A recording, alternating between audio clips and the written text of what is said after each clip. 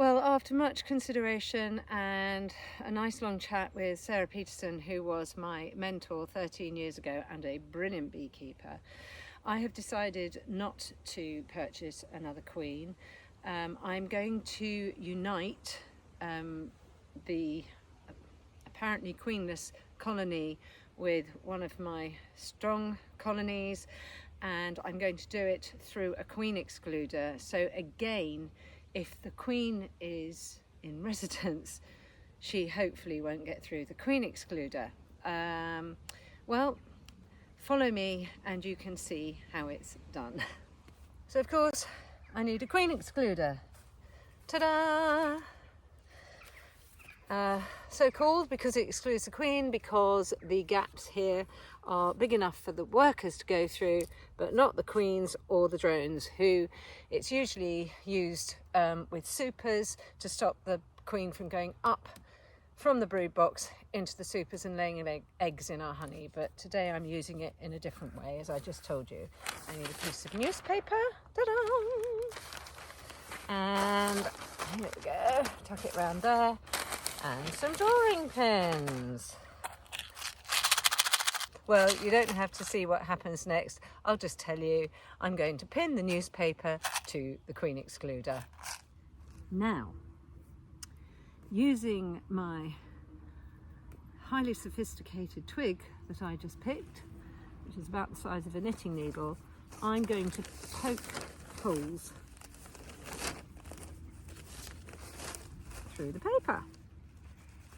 This just gives them a bit of a start. Why do I do this?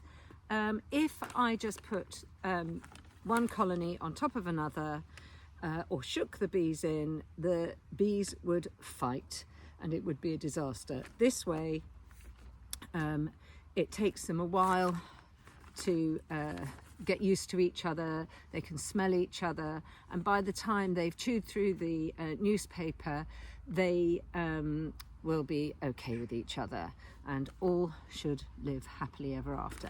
Well, that's the theory. Bee suit on, smoker lit.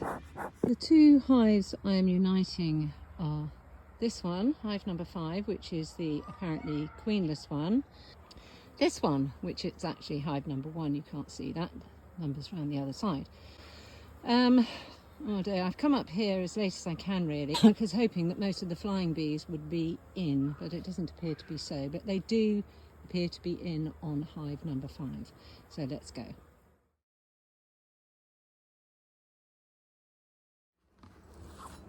Can't see me, but that's okay because it's all about bees. I'm going to remove the roof and pop it just down here inside the hive.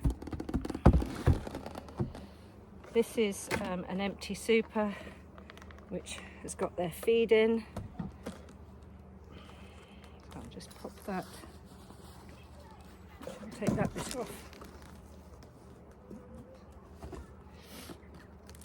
Now they're not going to be very happy about this because it's quite late and it's cooling down, so I know, here we go. They're not going to like that. So let's get this queen excluder on rather quickly. Hoping I haven't squashed any. So that's the queen excluder on, that's phase 1, which is pretty good. I've turned you round because this is the brood box, which I'm now going to lift on top of that hive there. So I'm going to take this brood box, I'm going to lift this brood box up off here and put it on the other colony on top of the queen excluder. It's very heavy, it's full of bees. So it is, here comes the brood box. Wiggle it around a bit.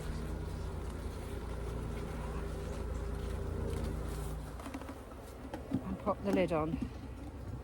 Well done, girls. Thank you for allowing me to do that. So this is what I've done. The bottom box has the queen in. Then the newspaper covers the queen excluder, and on top we have the queenless hive.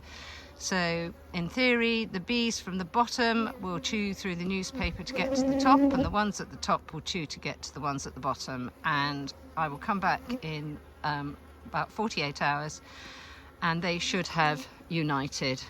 Whatever bees are left, I will shake down into the bottom box, having first looked to see if there's a queen on top. But I doubt it very much. I have no idea what's going on with that hive, but that's the theory anyway. Well, there you have it. That's how 3 hives became 2.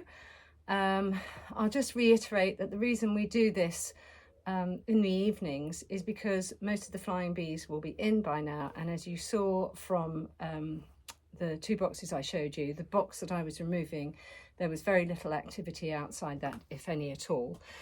But what flying bees are out will come back to where their hive was, and they will be confused. But as the evening cools down, there are 6 other hives up here that they can try and bribe their way into, and hopefully they'll get into one of those. There weren't that many.